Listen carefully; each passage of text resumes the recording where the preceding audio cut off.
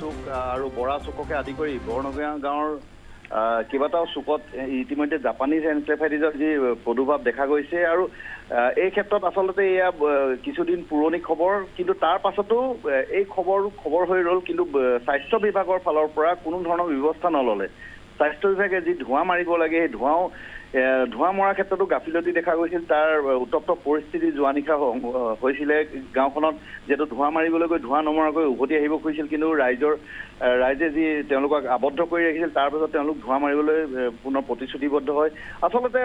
ক'ৰবাত স্বাস্থ্য বিভাগত কেনা লাগি আছে স্বাস্থ্য বিভাগে সম্পূৰ্ণ বস্তুটো এৰি দিছে যিহেতু এটা ডাঙৰ বেমাৰ যিহেতু এই বেমাৰৰ যিসকলে ভুক্তভোগী তেওঁলোকে হয়তো উন্নত চিকিৎসাৰ বাবে যোৰহাট চিকিৎসা মহাবিদ্যালয় হওক বা গুৱাহাটী বা ডিব্ৰুগড় অন্য চিকিৎসা মহাবিদ্যালয়লৈ প্ৰেৰণ কৰিবলগীয়া পৰ্যায় হয় আৰু বহু উভতিও নাহে ভালদৰে পুনৰ স্বাস্থ্যৰ অৱনতি দেখা যায় তেনে ঘটনা সংঘটিত হৈ আছে চেলেংহাট অঞ্চলত যিহেতু 3জনতকৈ অধিক লোক ইতিমধ্যে আক্ৰান্ত হৈছে আৰু যোৰহাট চিকিৎসা মহাবিদ্যালয়ত তেওঁলোক চিকিৎসাধীন হৈ আছে তেওঁলোকৰ বৰ্তমান অৱস্থাও উন্নত হোৱা নাই অৱস্থা অধিক সংকটজনকে হৈ আছে কিন্তু স্বাস্থ্য বিভাগে যিখিনি কৰণীয় আছিল সেই কৰণীয়খিনি নকৰাৰ ফলতে আজি এনেধৰণে জাপানিজ এনকেফেলাইটিছৰ প্ৰাদুৰ্ভাৱ দেখা গৈছে চেলেংহাট অঞ্চলত হয় আমি ধন্যবাদ জনাইছো আপোনাক এ আছিল আমাৰ মৰিয়নি সাংবাদিক ৰঞ্জিত বৰা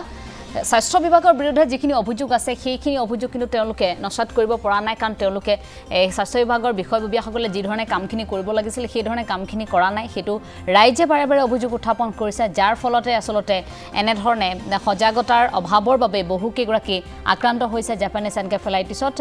সেই সকলৰ ক্ষেত্ৰত এতিয়া চিকিৎসা ব্যৱস্থা যেটো চলি আছে গতিকে সংকিত হৈ পৰিছে ৰাইজ বহু কেইগৰাকী লোক আক্ৰান্ত দুখৰ কথা এগৰাকী 70 বছৰীয়া বৃদ্ধৰ মৃত্যুমুখত পৰিছে জাপানিজ এনকেফেলাইটিছত আক্ৰান্ত হয়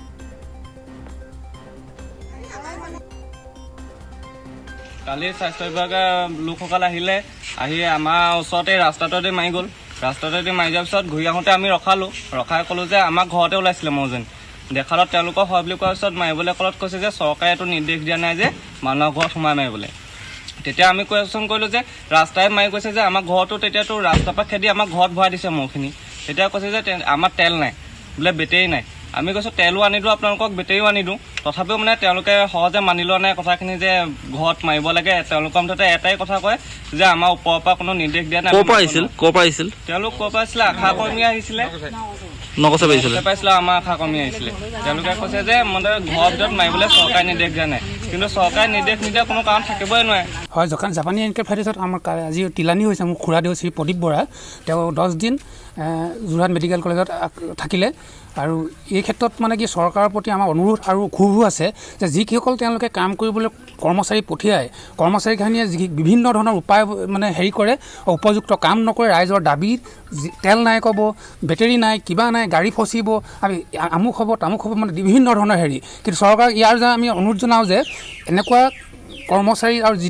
মানে হেমাহি তেওঁলোকে উচিত তদন্ত কৰি বিচাৰ শাস্তি দিব লাগে আমাৰ গাঁৱত বৰ্তমান এজনৰ মৃত্যু হৈছে আৰু আমাৰ দুজন ইয়াত আক্ৰান্ত হৈ আছে আমি আচলতে এই মানে বেমাৰটো প্ৰতিৰোধ কৰাৰ বাবে আমি বিভাগীয় কৰ্তৃপক্ষক অনুৰোধ জনাম যে তেওঁলোকে এটা বিহিত ব্যৱস্থা গ্ৰহণ কৰক চৰকাৰকো অনুৰোধ জনাম তেওঁলোকেও ডিপাৰ্টমেণ্টক এটা যে অঞ্চলটোত আহি যিবিলাক কৰণীয় কাম তেওঁলোকে কৰিবলৈ আমি অনুৰোধ জনাম তেনেধৰণে আমি দেখা নাই বৰ্তমান আমি তেওঁলোকক বহুত জোৰ জবজ কৰিবলগীয়া হৈছে তেওঁলোকৰ কিবা মানে মেচিনত তেল নাই বুলি কয় তেল ভৰাই দিম বুলি কওঁ অন্য